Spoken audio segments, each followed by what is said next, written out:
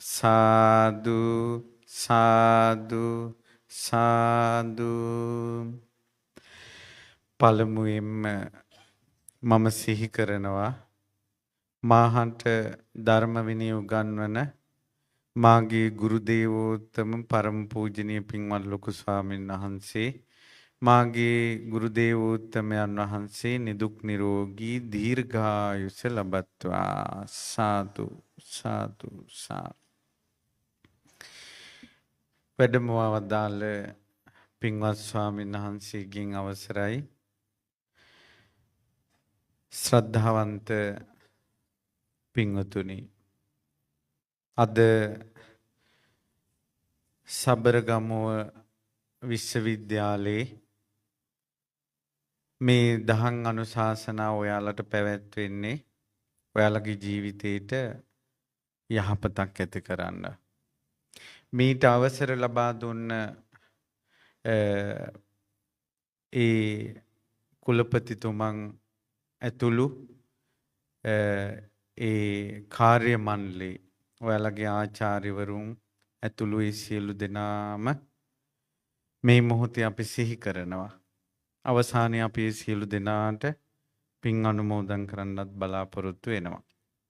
ඉතින් බෞද්ධ සංගමේ දරුවන් අපෙන් ඉල්ලීමක් කරලා තිබ්බ ලිපියක් යොමු කරලා මේ ධර්මානුශාසනාව අපිට කළා දෙන්න කියලා.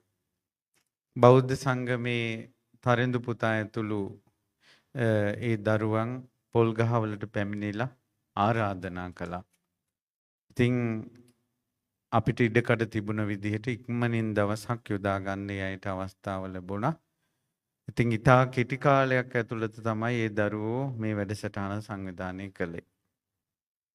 ඉතින් දුවේ පුතේ, අද මම ඔයාලට විශේෂ කාරණාවක් කියලා දෙනවා. හැබැයි මේක ඔයාලට මැරෙනකල් මතක් වෙයි. හේතුව අද මේ ලබා දෙන දහම් අනුශාසනාව ඔයාලට අමතක කරන්න බෑ.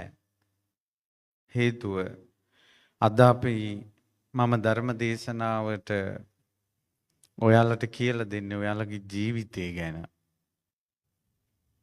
මට ඔයාලගේ ජීවිතේ අනාගතය ගැන යම්කිසි අනාවැකියක් කියන්න පුළුවන් දුවේ පුතේ ඔයාලා ගැන.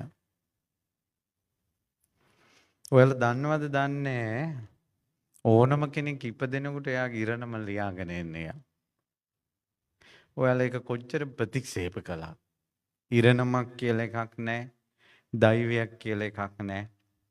කියලා කිව්වට ඉරණමක් කියලා එකක් තියෙනවා. දෛවයක් කියලා එකක් තියෙනවා. එතකොට ඒ ඉරණමත් දෛවයත් එක්ක පොර බැදිල්ලක් තමයි ඔයාලගේ ජීවිතේ තියෙන්නේ. ඒ පොර බැදිල්ල තියෙන්නේ මෙහෙමයි. ආසාවල් ප්‍රාර්ථනාවල් ගොඩක් තියෙනවා. ඒ උනට දෛවයට මුහුණ දෙන්න සිද්ධ වෙනවා. එතකොට දෛවයයි ඔයාගේ ආසාවයි ප්‍රාර්ථනාවයි පැති දෙකකට ගියොත් ඔයා ගොඩාක් දුකෙන් ඉන්නේ. දුකෙන් ඉන්නේ. හරියට මානසිකව වැටෙනවා. අනේ මං කරන කිසි දෙයක් හරියන්නේ නැහැ කියලා. මේ හේතුව ඔයාගේ ආසාව එක පැත්තකින් යනවා. ප්‍රාර්ථනාව එක පැත්තකින් යනවා. දෛවය වෙන පැත්තකින් යනවා. හැබැයි ඔයාට මෙතෙක් කාලයක් මුණ දෙන්න උනේ දෛවයට. ඒකේ ක්‍රම ගොඩාක් තියෙනවා දෛවයේ කියවන්න පුළුවන් පැති. දෛවයේ කියවන අයට කියනවා දෛවඥයෝ කියලා. අද එක කොටසක් විතරයි ඉන්නේ. හඳහම් බලන සාත්‍තර බලන අය විතරයි. නමුත් එයාලගේ කියමන් 100%ක් හරියන්නේ නැත්තේ දෛවයේ වෙනස් කරන්න පුළුවන් පැති ටිකක් තියෙනවා. ඒක ඒ දෛවයේ වෙනස් වෙන පැති ටිකකට අපි මෝන දීලා ඉන්නවා. ඒ නිසා යාළගේ කියමන් 100%ක් හරියන්නේ නැති අවස්ථා තියෙනවා. නැත්තම් දුවේ පුතේ අපි ඉපදෙන්න ඉන්නකොට අපේ අම්මට පෙනෙන ඔයාගේ අම්මට පෙනුන සිහිනෙන් ඔයාගේ දෛවය කියන්න පුළුවන්. සිදුහත් කුමරු මව් කුසේ පිළිසිඳ ගන්න දවසේ අම්මා දුටුවේ සිහිනයක් මහාමායා දේවිය. ඒ සිහිනේ කියනකොටම දෛවය කියවන අය කිව්වා අනිවාර්යෙන් මායා බිසව් කුස පින්වන්ත පුතෙක් පිළිසිඳගෙන තියෙනවා කියලා. ඔහු මහේසාක්‍යයි කියලා. බලන්නකො ස්කෑන් කරන්නේ නැතුව නාඩි බලන්නේ නැතුව සිහිනෙන්ම කියනවා. ඊට පස්සේ දූල පුතාලා නොදන්න වුණාට ඔයා හම්බ වෙන්න ඉද්දින් ඔයාගේ අම්මට ඇති වෙන දොළ දුකෙන් ඔයාගේ දෛවය කියවන්න පුළුවන්. වෙස්සන්තර රජුරු ඉපදෙන්න ඉන්නකොට ඒ අම්මට දන් දෙන්න ගොඩාක් ආසයි හිතුණා. දෛවඥයෝ කිව්වා ඉපදෙන දරුවා දන් දීලා සෑහීමකටපත් වෙන කෙනෙක් නෙවෙයි කියලා. හරි. විහාර මහදේවියට දොළ දුකක් ඇති වුණා. මීවදය විශාල මීවදයකින් සංඝයාට මී දීලා මී පැණි ඉතුරු කොටසක් තමනුත් කණ්ඩ දෛවී කියවන අය කිව්වා බුද්ධ ශාසනය වෙනුවෙන්ම කැප වෙන දරුවෙක් ඉපදෙනවා කියලා. රාජ කුමාරයෙක් පුතෙක්. විහාර මහදේවියට 12ක් උපන්නා. එලාර රජතුමාගේ ප්‍රධාන යෝධයාගේ හිස කැපූ කඩුව සෝදලා පැම්බොන්න ඕන කියලා. ඊට පස්සේ දෛවඥයෝ කිව්වා ලංකාවම සතුරු ආක්‍රමණ වලින් මුදවලා ඉක්සීසත් කරනවා කියලා. හරි. අජාසත් ඉපදෙන්න ඉතින් අම්මට දොළ දුකක් ඉපදුණා උරේ පල්ලා ලේ බොන්න. දෛවඥයෝ කිව්වා තාත්තා මරණ ඔය දරුවා. නූපන් සතුරෙක් අජාත සත්රු නූපන් සතුරා. හරි. දැන් ඔයාලගේ අම්මගෙන් උත් ඇහුවොත් අම්මේ මං හම්බ වෙන්න ඉඳින් මොනවද ඔයාට ආස හිතුනේ කියලා අම්මලා කියයි මට අඹ කන්න ආස හිතුණා මට දොඩම් කන්න ආස හිතුණා මට ගල් සියඹලා කන්න ආස හිතුණා කියලා. නමුත් තෝරන්න කෙනෙක් නැහැ. අද කාලේ නැහැ තෝරන්න කෙනෙක්. මගේ ජීවිතේටම ස්වප්න වලින් දෛවී තෝරන එක්කෙනෙක් දෙන්නෙක් වගේ හම්බ වෙලා තියෙනවා. එහෙම ඇසුරු කරලා තියෙනවා ස්වප්නෙන් කියනවා ඒක. නමුත් ඔයාලට ඒ වගේ මොන ගහෙන්නේ නැහැ. එතකොට ඊට පස්සේ තියෙනවා ඉපදෙන වෙලාවෙන් ඒක තමයි ඔයාලගේ හඳහන. ඉපදෙන වෙලාවෙන් ඉපදෙන වෙලාව කියන්නේ ආ ඉපදෙන වෙලාවේ අහස්සේ තරු පන්ති තියෙන විදිහට. දැන් ඒක විතරයි ලංකාවේ ඉතුරු වෙලා තියෙන්නේ. නමුත් දෛවයේ වෙනස් වෙන පැත්තක් තියෙනවා. මම ඒක ඔයාලට කියන්නම්. එතකොට ඒක අර උපන් වෙලාවේ කොහොම තිබ්බත් ඒක වෙනස් වෙනවා. ඊළඟට දුවේ පුතේ ශරීරයේ අංග ලක්ෂණ එක්ක ඔයා අනාගතේ මුහුණ දෙන අත්දැකීම් ටික කියන්න පුළුවන්. ඒක තමයි මහා පුරුෂ ලක්ෂණ දැකලා දෛවඥයෝ කිව්වේ මේ සිදුහත් කුමරු අනාගතේ සම්බුදු වෙනවා කියලා. අංග ලක්ෂණ බලලා ගුත්තිල්ල පඬිතුමාගේ මෝසෙල් ඉගෙන ගන්න එනකොට දුරදීම දැකලා මොහු ගුරුවරයාට විරුද්ධ වෙනවා කියලා අංග ලක්ෂණෙන් කිව්වේ. ඒ වගේ අංග ලක්ෂණෙන් කියන්න පුළුවන් අනාගතේ මොකද්ද වෙන්නේ කියලා. වැඩි ඕනේ දුවේ පුතේ. අපේ යටිපතුල පා පියවර ඔය පස් ටිකකින් වැලි ගොඩක් උඩින් ඔයා යද්දි මුහුදු අය වෙරළයිනෙන් යද්දි ඔයාගේ පියවර සටහන තියෙනනේ පියවරෙන් ඔයාගේ ජීවිත කතාව කියන්න පුළුවන්. එතකොට ඒ කාලේ හිටියා පියවර සටහනෙන් දෛවයේ කියවන අම්ම කෙනෙක් මාගන්දියා. එයාට ලස්සන දුවෙක් හිටියා. එතකොට එයාගේ තාත්තා කිව්වා ලස්සන ශ්‍රමණෙක් ඉන්නවා අපි ඒ ශ්‍රමණයාට දුව බන්දලා දෙමු කියලා බුදුරජාණන් වහන්සේට විවාහ කරන්න. බුදුරජාණන් වහන්සේ සොයාගෙන ඒ තුන් දෙනා යනකොට බුදුරජාණන් වහන්සේ සිරිපා සටහන පේන්න තියලා වැඩලා. ඒ පා සටහන දැක්ක ගමන් අම්මා කිව්වා දූලගේ අප්පච්චි යන්න එපා. මේ පා සටහන තියෙන කෙනා රාගය දුරු කරපු කෙනෙක්. ද්වේෂය දුරු කරපු කෙනෙක්, මෝහය දුරු කරපු කෙනෙක්, කාමෙන් ඈතර වූ කෙනෙක්. හරි. ඒ අම්මා බුදු කෙනෙක්ගේ ජීවිතේ කියෙව්වා සිරිපතුල දිහා දැකලා. අපේ සිරිපතුලේ වක්ක ගැහිලා තියෙනවා. අපේ ලෝභකම ඒ සිරිපතුලෙම අපේ පතුලෙම තියෙනවා. අපේ පියවර සටහනේම අපේ ලෝභකම ආරුක්කු හැඩෙත් එක්ක. ඒ ආරුක්කු හැඩේ තියෙන්නේ හරි ලෝභයි කියන එකත් එක්ක. ඊට පස්සේ සමහර ලාට තියෙනකොට පියවර සටහනෙන් පස් විසු වෙනවා සමහර අයගේ. හරි කලබලකාරී ශනිකව තරහ යන චරිතයක් එයා. ඒ වගේ පියවර සටහනෙන් කියන්න පුළුවන්. වැඩි ඕනේ නැහැ දුවේ පුතේ. ඉස්සර හිටියා වංගීස කියලා බ්‍රාහ්මණයෙක්. ඒ වංගීස බ්‍රාහ්මණයාට යම්කිසි ඇටකටුවක් අරන් ඒ ඇටකටුවට තට්ටු කළා, හිස් කබලට තට්ටු කළා. එයා මැරිලා කොහෙද ගියේ කියලා කියන්න පුළුවන්. එයා බුදුරජාණන් වහන්සේ ළඟට පැමිණියා. බුදුරජාණන් වහන්සේ යාට ඇටකටු ගෙනල්ලා දුන්නා. මෙන්න මේ ඇටකටුවට තට්ටු කළා කියන්න, හිස් කබලට තට්ටු කළා කොහෙද උපන්නේ කියලා. එතකොට එයා හරියටම කිව්වා ඒ තැන් බුදුරජාණන් වහන්සේ වදාලා හරි. රහතන් වහන්සේ නමගේ හිස් කබලක් ගෙනාවා. එයා තට්ටු කරනවා ඉපදුන තැනක් හොයන්න බෑ. අපි මැරිලා ඉපදෙන තැන දැනටමත් මේ ඇටකටුවේ පවා ලියවිලා තියෙනවා. ඒ නිසා ඔයා සංසාරේ කරපු දේවල් ඉදිරියට ඔයා මූණ දෙන දේවල් ඔයාගේ ඇටකටුවේ පවා ලියලා තියෙනවා. ඔයා මේ දෛවයත් එක්ක පොර බැදිල්ලක් කරනවා. ඇයි මම මේ වගේ මාතෘකාවක් ඔයාලට තෝරගත්තේ? ඔයාලා ජීවිතේට මූණ දෙන්න දැන් ප්‍රවේශ වෙන්න හදනවා. ඔයාගේ ජීවිතේට දැන් ඔයා යන්න හදන්නේ මේ. තවම ඔයාලා ඉගෙන ගන්න වයස. ඉගෙනගෙන මෙතනින් ගිය ගමන් ඔයාට ගොඩාක් දේවල් වලට මූණ දෙන්න තියෙනවා. ඉතින් මං ඔයාලට මූණ දෙන්න තියෙන දෛවය බුදුරජාණන් වහන්සේගේ ධර්මයට අනුව කොටස් දෙකකට බෙදනවා.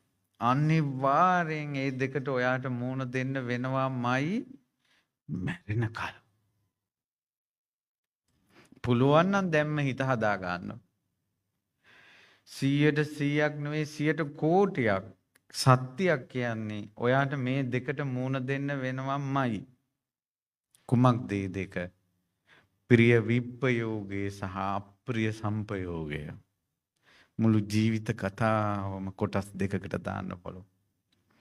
ඔයාට කැමති දේවල් වලින් වෙන් වෙන්න වේවි. අකමැති දේවල් එක්ක ලං වෙන්න වේවි. ඕකට ඔයාට මූණ දෙන්න වෙනවමයි. ඔයාගේ හිතේ ගොඩාක් ප්‍රාර්ථනා ওই දෛවයට ඔයා දිය කර අරින්න සිද්ධ වෙනවා. සමහරට ඔයා ගොඩාක් ආදරය කරන අය ඔයාගේ සැබෑ ජීවිතේට ඔයා පියවර තියෙනකොට ඔයාට මග හැරිලා යයි. ප්‍රිය විප්පයෝගය. සමහරට ඔයා නොසිතූ ජීවිතයකට ඔයාට මුහුණ දෙන්න වෙයි.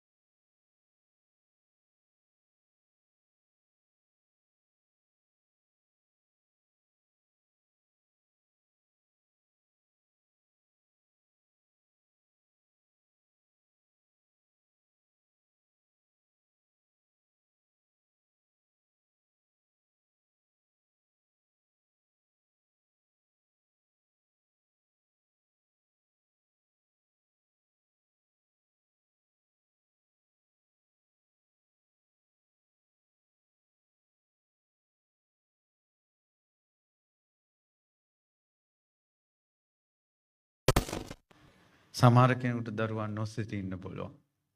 දෛවයට මොන. සමහර අයගේ දරුවෝ නිරෝගී වෙන්න පුළුවන්. සමහර අයගේ දරුවෝ රෝගී වෙන්න බලෝ. එතකොට කොහොමද මෝන දෙන්න? ඔයාලගේ ජීවිතය ගැනයි මම මේ කියන්නේ. අන්න ඔතෙන්ඩයි උත්තරේ ඕනේ. එකම උත්තරයක් තියෙන්නේ. බුදුරජාණන් වහන්සේගේ ධර්මයෙන් මේ මනස ශක්තිමත් කරන උත්තරේ.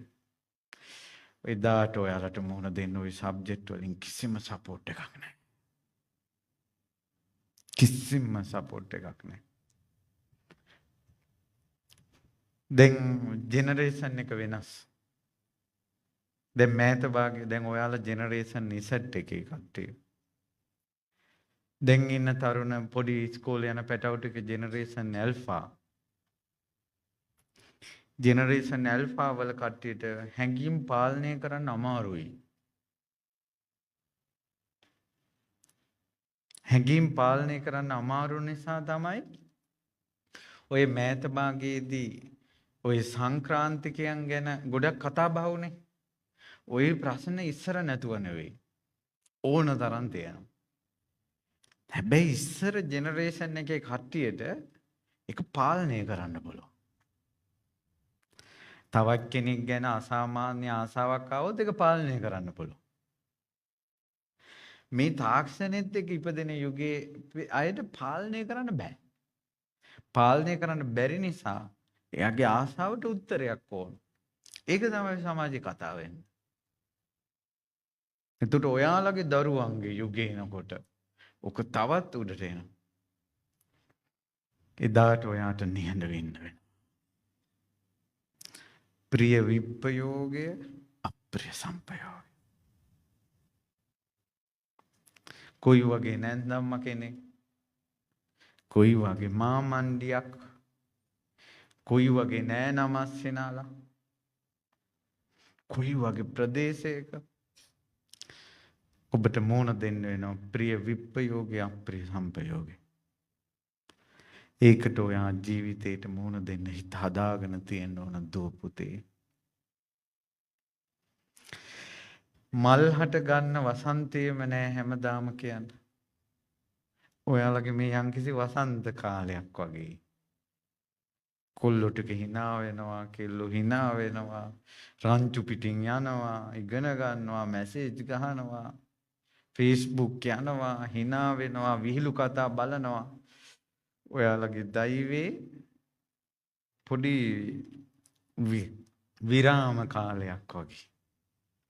මෙතනින් එළියට ගිය ගමන් ඔයා දෛවයට විවෘත වෙනවා. තවත් විස්තර කරලා කිව්වොත් ඔයාට මොහොන දෙන්න සිද්ධ වෙන අභියෝග අත්දැකීම් 8ක් තියෙනවා මැරෙන කල්ම.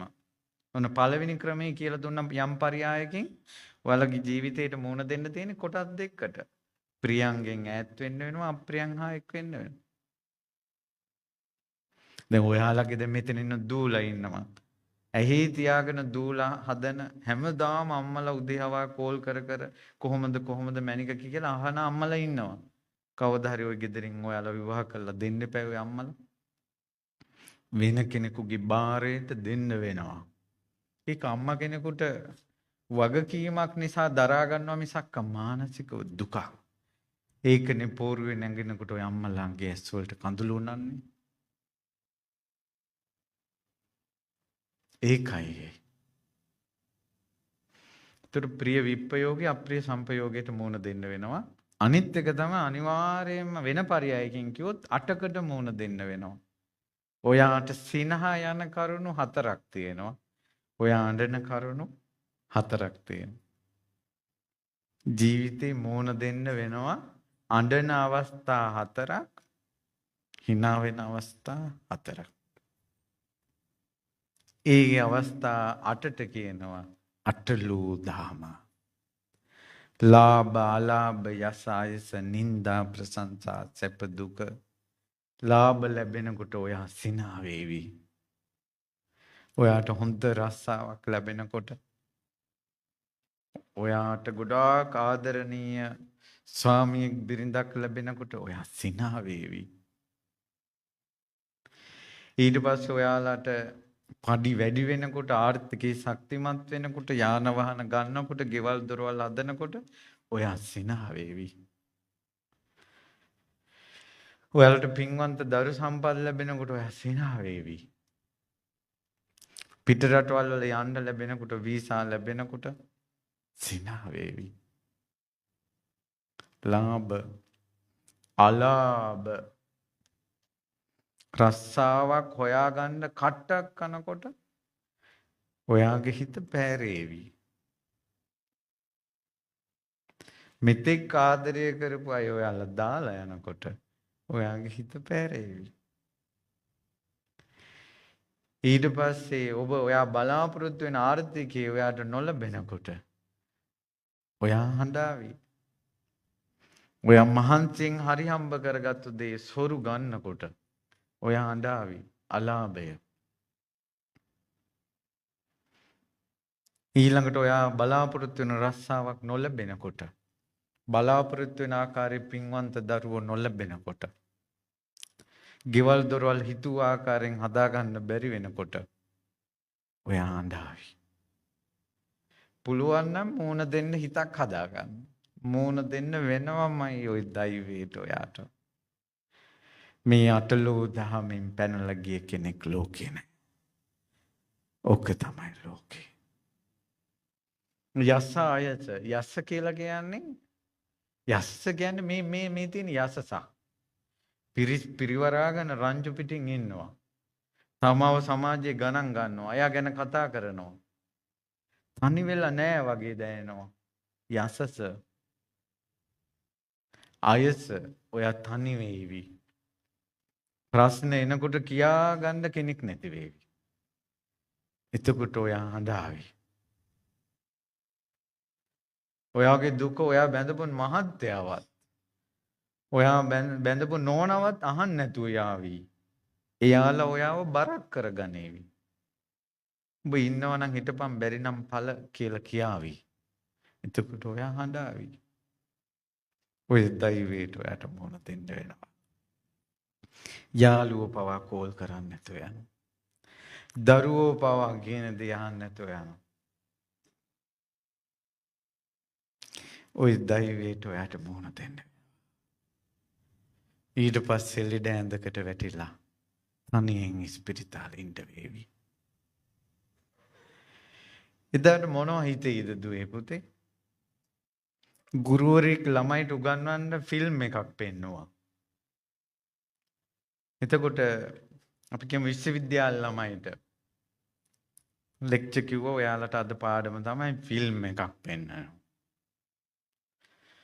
මේ ස්ටේජ් එකේ දැම්ම ප්‍රොජෙක්ටර් එකක්. ෆිල්ම් එක පටන් ගත්තා. මේ ෆෑන් එකක් කැරකෙනවා. එච්චරයි ෆිල්ම් එක. විනාඩිය දෙකක් ඉඳලා කොල්ලෝ වීලු කරලා කෑ ගහලා ගියා යන පුටුවේ මේ කළා සද්ද කළා. සර් කිව්වා මේ වරෙලා. ඉඳ ගන්නilla. ඇයි උඹලා ගියේ? කවුද සර් ෆෑන් එකක් මේ කැරකෙන එකක් දිහා උච්චර වෙලා බලන්නේ? ඔයාලට එච්චර වෙලා බලන්න බෑ නේද? බෑ කිව්වා. මතක තියාගන්න දුවේ. මතක තියාගන්න පුතේ. ඔයාලා අවසානයේ ලෙඩ වෙලා ඉස්පිරිතාලේ ගිහිල්ලා ඇඳට දැම්මම පස්සේ උඩ කැරකෙන ෆෑන් එක විතරයි පේන්නේ. මැරෙනකල් බලා ඉන්න ඕන. මැරෙනකල් බලා ඉන්න ඕන. ෆෝන් එක ඔබන්න අත්පන නැහැ. Facebook කියන්න අත්පන නැහැ. මෙහෙම මල කඳ. එදාට ඔයාලට මොනවා හිතේවිද?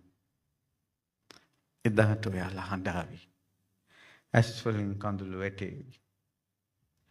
පුළුවන් නම් ජීවිතේ හදාගන්න. අඬන්නේ නැති ජීවිතයක්. වැඩිපුර උඩපණෙන්නේ නැති ජීවිතයක්. හැම දෙයකටම මෝහන දෙන්න ජීවිතයක්. අපි මෝහන දෙමු මේකට. ධර්මානුකූල වෙමු. ඊළඟ යස ආයස නිന്ദා ප්‍රශංසා බලන්නකෝ.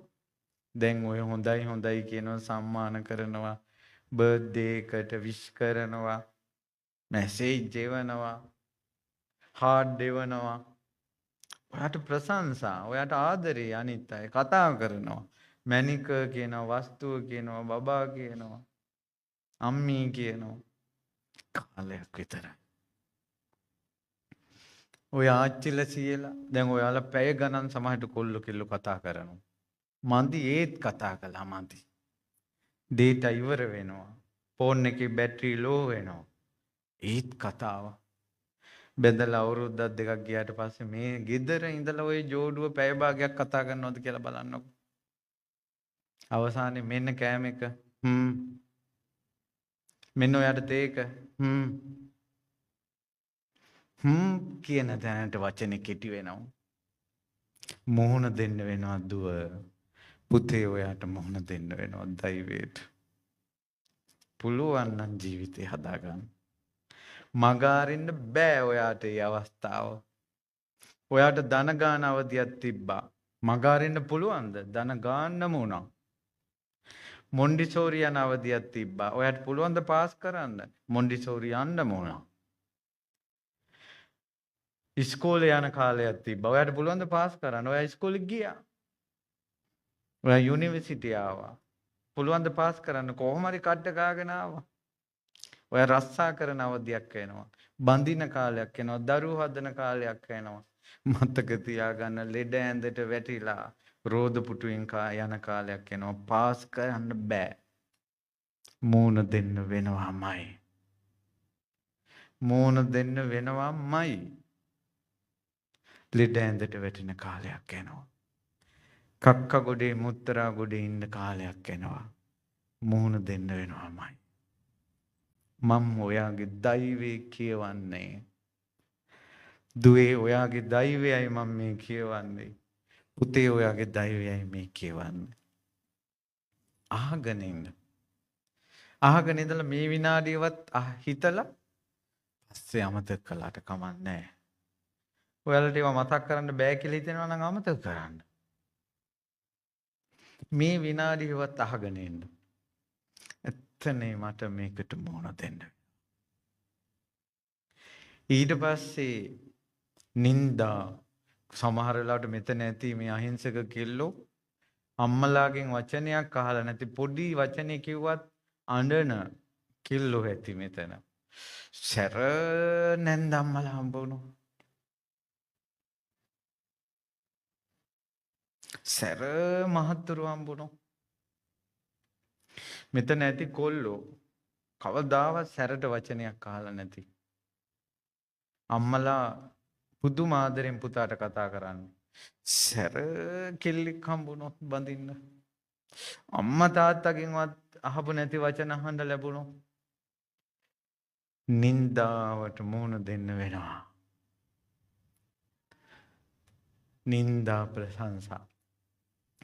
සමහර වෙලාවට අල්ලපු ගෙදර එක කෙල්ලේ අල්ලපු ගෙදර කොල්ලා එක යාළුවෙන් try කළා. නමුත් ඌ නෑ ඌව ගණන් ගත්තේ. ඌ රෙස්පෙක්ට් පිටි හිටියා.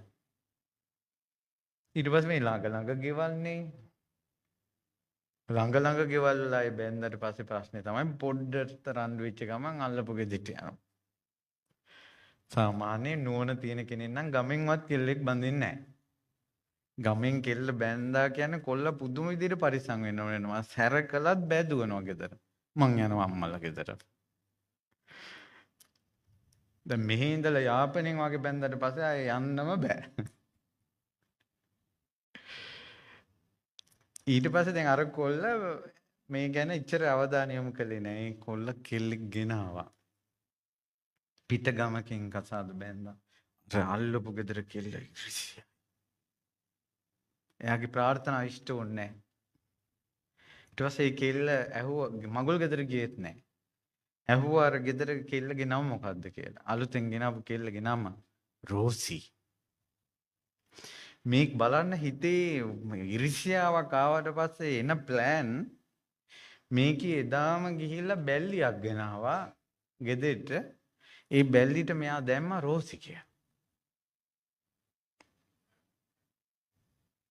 දැන් අර අලුතෙන් බැඳපු කෙල්ල නාන්න යනකොට මෙයා මේ ගෙදර ඉඳලා බැල්ලි රෝසි තෝ දැන් ආවන්න ඕන. කොහොමද දැන් අර අලුතෙන් ආපු කෙල්ල මනමාලි මොකද්ද කරපු වැරද්ද? මනමාලි මොකද්ද කරපු වැරද්ද? දෛවය දෛවය.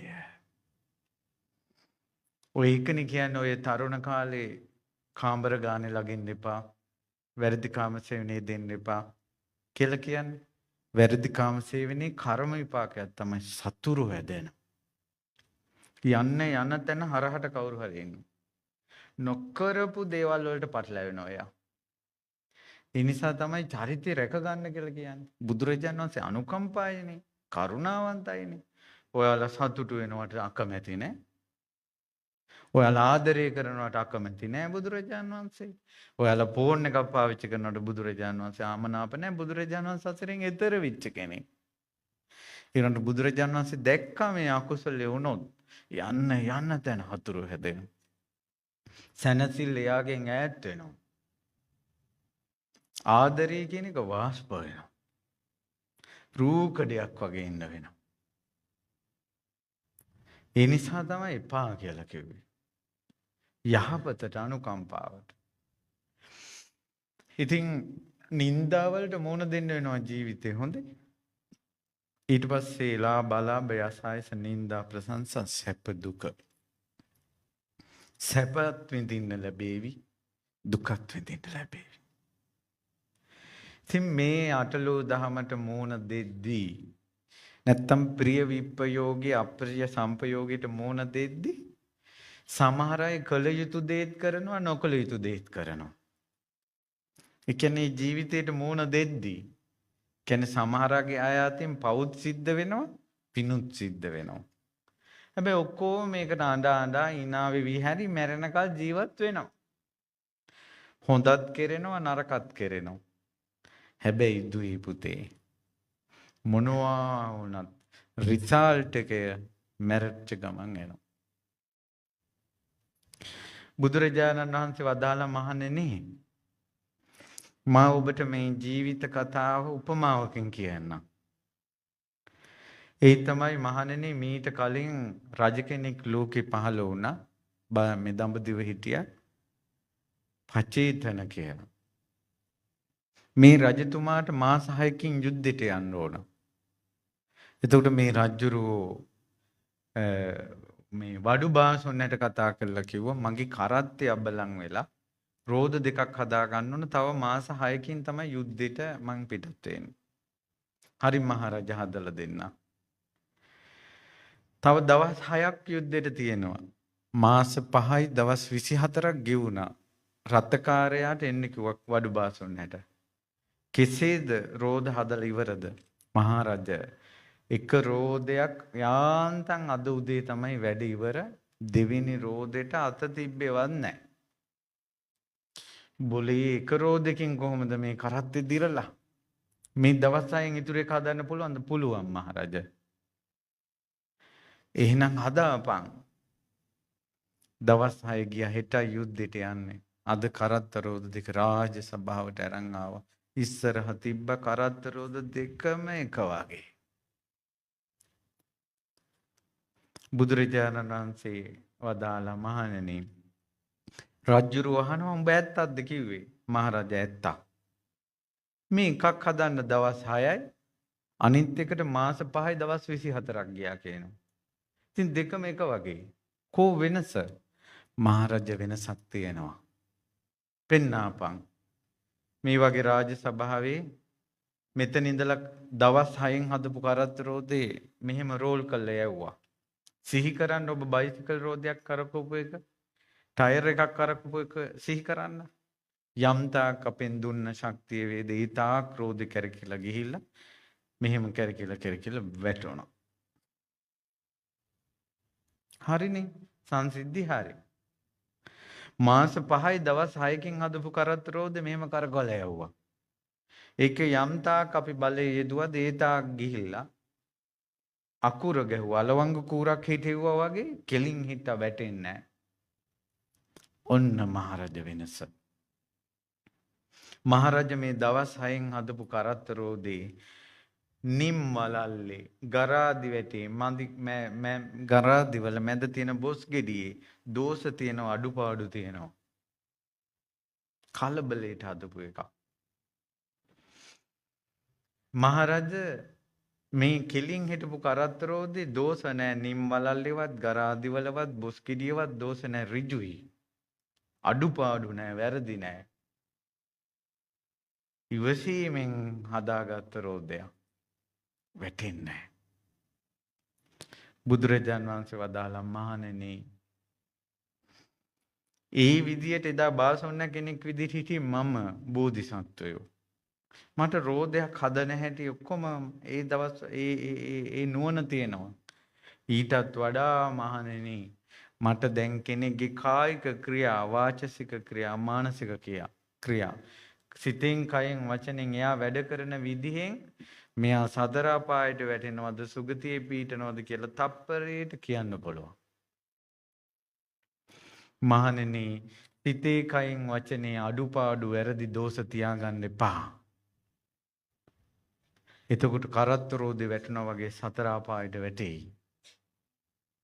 සිතෙන් කයෙන් වචනෙන් ඉවසීමෙන් යුක්තව යහපත් දේ පුරුදු කරන්න පිහිටයි කිව්වා.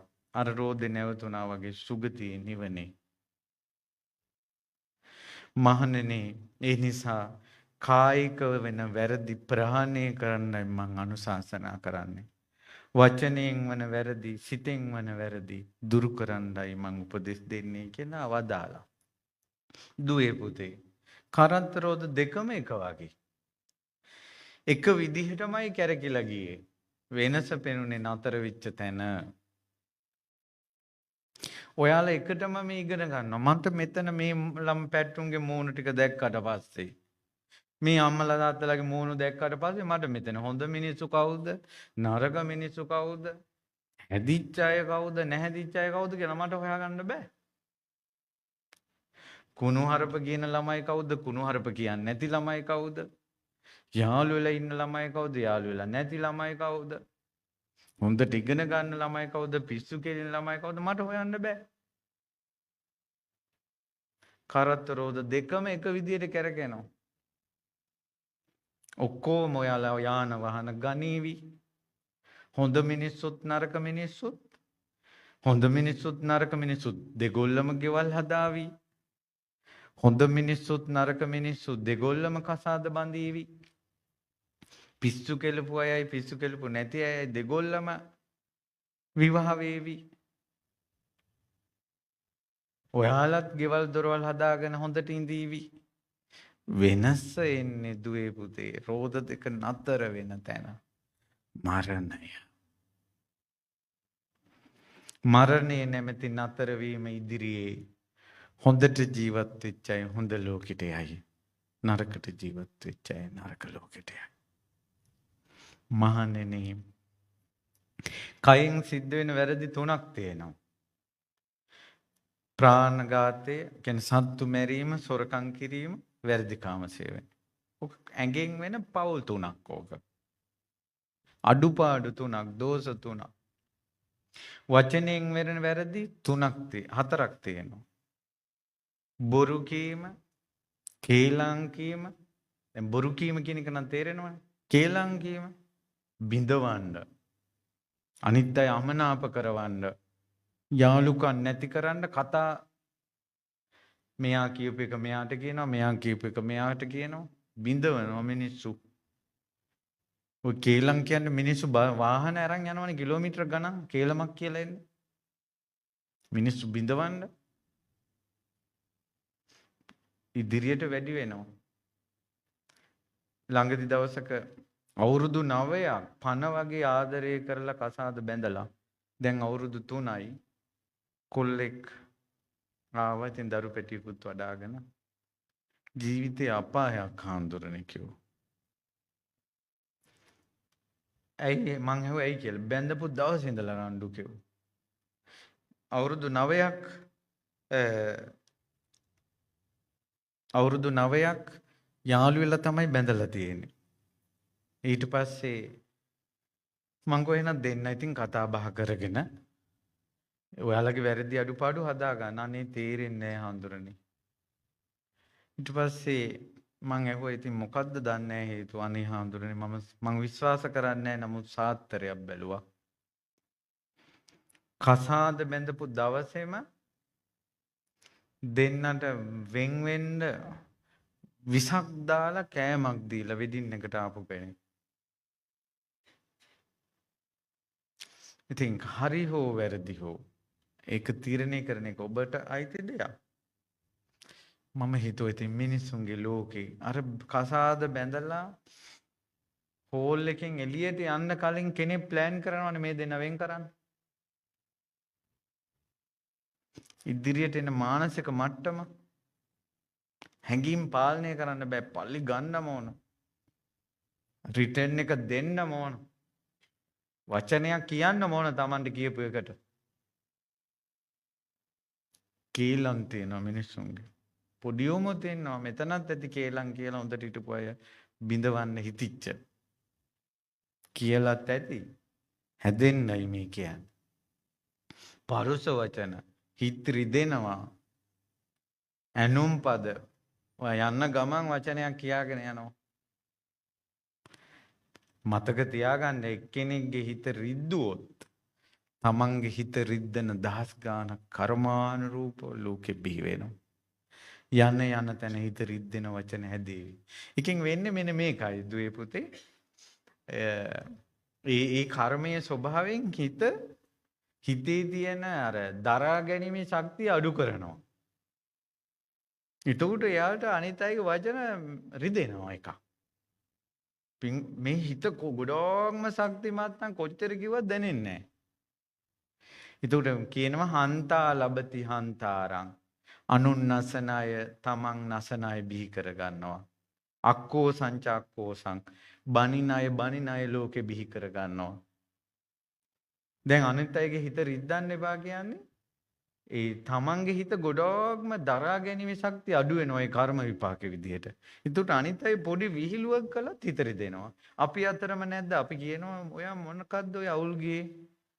අපි විහිළුවන්නේ ඔයාට කළේ. සෙල්ලම ලෙල්ලම වෙන්නේ. පොඩි විහිළුවක් කරන්න හෙන්නට යා අවුල් යනවා. ඒ වගේ ඇසුරු කරන්න බයයි අපි. අයි මොකෙන් අවුල් යයිද දන්නේ නැහැ. එනිසයි ඒ වගේ හිතක් හැදෙන්නේ එච්චර බොළඳ හිතක් හැදෙන්නේ සංසාරේ අනුන් රිද්දවලා රිද්දන්න එපා බොළඳ වෙලා උපදිනවා. අනිත් අයගේ වචන 1000ක් ඉදිරි රිදෙයි ඔයා. ඊට පස්සේ පරුස වචන කට ඇරියොත් කුණුහරුප. උගන්නන ගුරුවරයාටත් කුණුහරුපයක් කිය. එකට ඉන්නේ යාළුවන්ටත් කුණුහරුපයක් කිය. සමහර ළමයි ඉන්නවා බුදුරජාණන් කිසි කෙනෙකුට වරදක් නොකරපු බුදුරජාණන් වහන්සේට කුණුහරුපයක් කිය. කිසි කෙනෙකුට වරදක් නොකරපු රහතන් වහන්සේට කුණුහරුපයක් කියනවා. කවදාවත් දැකලා නැති මේ ළමයිගේ අම්මා තාත්තා මතක් කරලා කුණුහරුපයක් කියනවා. හොඳ නෑනේ. කැතයිනේ. ඔයාලා හිතන්නේ ඔවා පින් කියලාද? මේ ලෝකේ යම්කිසි ශක්තියක් හැදෙනවා නම් පින්පව් කියලා. ඒ හැදෙන්නේ යහපත් ශක්තියක්ද? ඔයාලම හිතන්න මේවා පිළිගත්තත් එකයි නැදත් එකයි. හොඳ නෑ. පරුස වචන. හැබැයි මේ ළමයි අතරම ඉන්නවා ජීවිතේට කුණුහරුපයක් කියපු නැති දූලා පුතාලා. එහෙම මිනිස්සුත් මොන ගහනවද? මේ ළමයි අතරම අපිට මොන ගහනවා? යම්තාක් නරක වචන කතා කළාද? යම්තාක් නරක විදියට ජීවිතේ තිබ්බද? ධර්මයක් අහලා බණපදයක් අහලා ඉදා ඉඳලා හැදිච්ච දරුවෝ ඉන්නවා. පුළුවන්. එයාලා පින්වන්තයි. පින්වන්තයි. ජීවිතේ හදා ගන්න. ඊළඟට තියෙනවා හිස් වචන.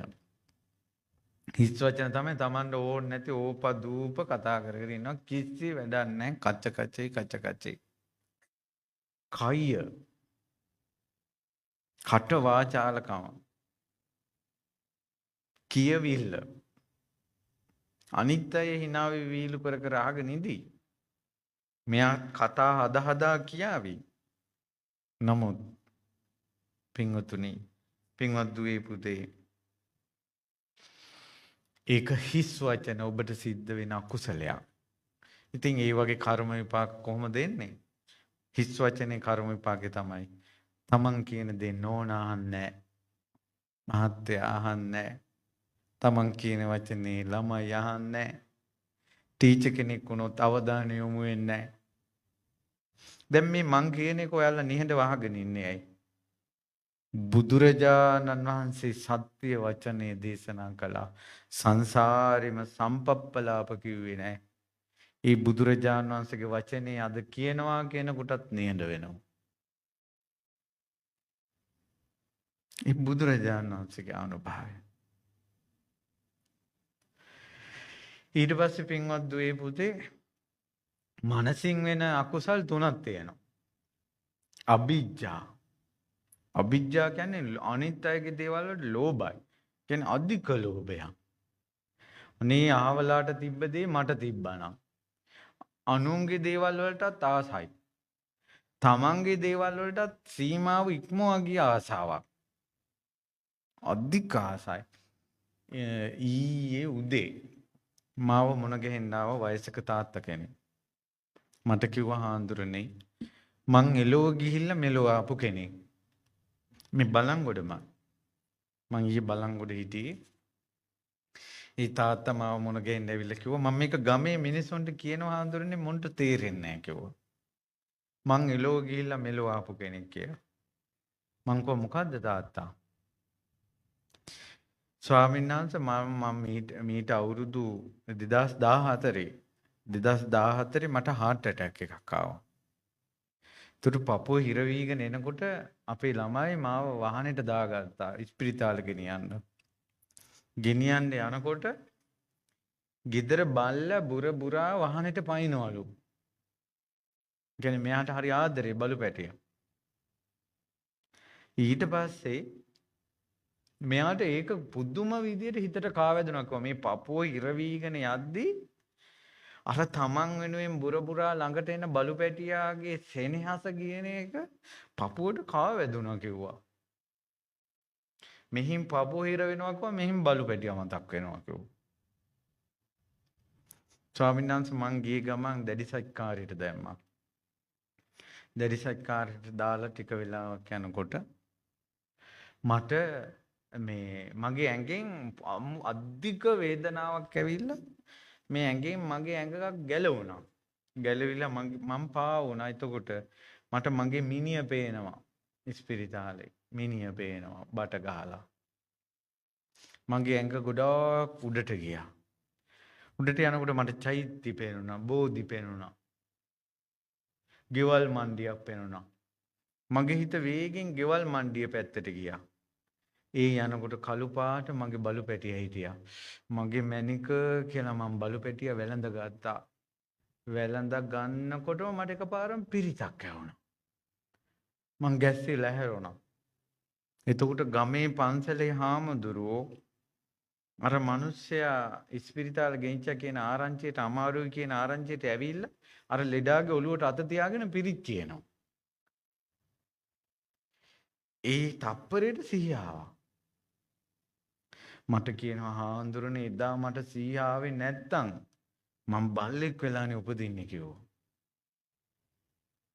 මං ඊට පස්සේ ගමේ මිනිසුන්ට මම මේක කිව්වට විශ්වාස නොකරන්නේ ස්වාමීන් වහන්සේ මම පව් කරන කෙනෙක් මං සත්තු මරලා නැහැ කොහොමද සත්‍යක්‍රියා කරන්න පුළුවන් කිව්වා. ජීවිතේටම සතෙක් මරලා නැහැ කියලා. මම මිනිසුන්ගේ හොරකම් කරපු කෙනෙක් නෙවෙයි කිව්වා. මං ගෑනොත් එක පළහිලව හදාගෙන නැහැ කිව්වා. බීපු මිනිහෙක් නෙවෙයි කිව්වා. ඉතින් මිනිස්සු මම බල්ලෙක් වෙලා ඉපදෙයි කියනකොට පිළිගන්නේ නැහැ කිව්වා. මං කෝ තාත්තා ඔය කියන කතාව මම පිළිගන්නවා. හේතුව ඔයා බල්ලෙක් වෙලා උපදින්නේ ඔයා පස්පව් නොකරපු නිසා නෙවෙයි. අවිජ්ජා. මං කෝ ඔක ඔය මොහොතේ වෙච්ච එකක් නෙවෙයි. ඔයා වැඩිපුරම බල්ලට තමයි ගෙදර ආදරේ. ඔව් හාමුදුරනේ කනකොටත් ඔළුව අතක ගා මගේ කෑම එකෙන් බත් ටිකක් දීලා වැඩිපුර ආදරේ. ඒක ආවනේ මරණාසන්න මොහොතේ. එදායින් පස්සේ යාන්තම් සීයාව පින්නකට ගෙදර සත්තු හදන්නේ නැහැ කිව්වා දැන්. දැන් මේ බල්ලත් මැරුණා කිව්වා. මං කල්පනා කළේ චෛත්‍ය පෙනෙද්දි බෝධි පෙනෙද්දි බල්ලා පෙනෙද්දි එකපාරම හිත ගියේ බල්ලට. ඔයා බලන්න ඔයා YouTube යද්දී Facebook යද්දී බණක් තියෙනවා. නිවුස් උත් තියෙනවා. ඔහොම යද්දී ඔයාගේ හිත එකපාරම යන්නේ මොකටද කියලා.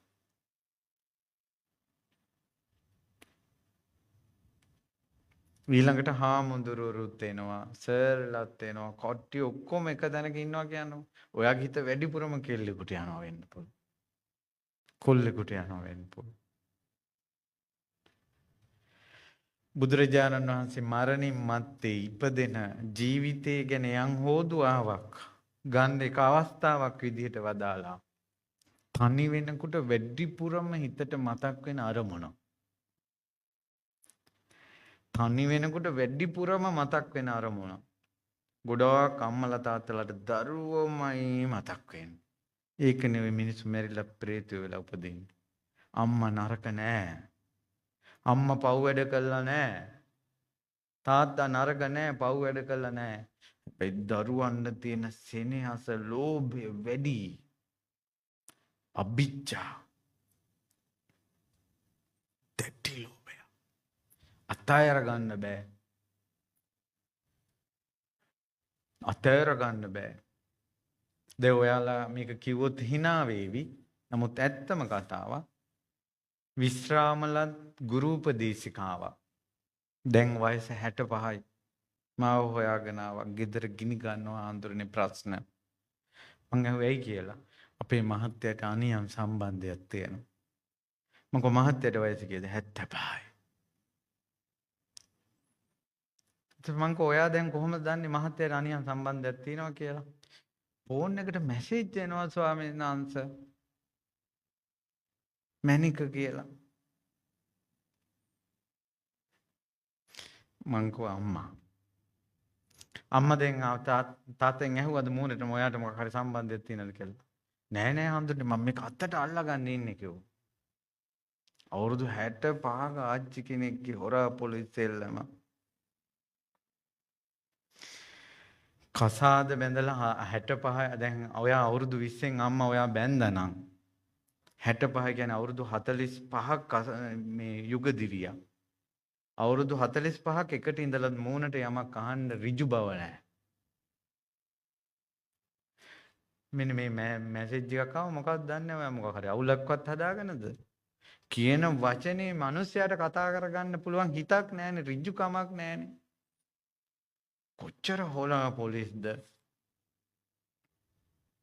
අතට මාල්ලා මේ මැසේජ් එකක් දැකලා මෙච්චර හිත පෑරුණා නම් අතට අහුනොත් තව කොච්චර පෑරෙයිද? තමන්ම නේද උල් ඇනගන්නේ. ඇනුන වෙලාවෙම ගලවලා දැම්ම නම් ඉවරනේ. මං කිව්වා වලපයයි ගොඩපය අතාරින්න අම්මා කිව්වා. මුන් දැහුවනේ කමක් නැද්ද හඳුරන්නේ කියලා. මං කිව්වා අතාරින්න. ඔයත් වයසයි. එයත් වයසයි. අම්මා මෙහෙම නෙවෙයි ඉස්සර යුගයක් තිබ්බා. දරුමල්ලු හදලා මේ මිනිස්සු යම් කාලයක් ගියාට පස්සේ ඒ ආච්චිසියයි වෙනම ජීවත් වෙනවා. ඒ කියන්නේ වෙනම කාමර දෙකක ඉන්නවා. මේ මිනිස්සු කල්පනා කළා අපි දැන් ආච්චිලා සියලා අපි දැන් ප්‍රභූ අය.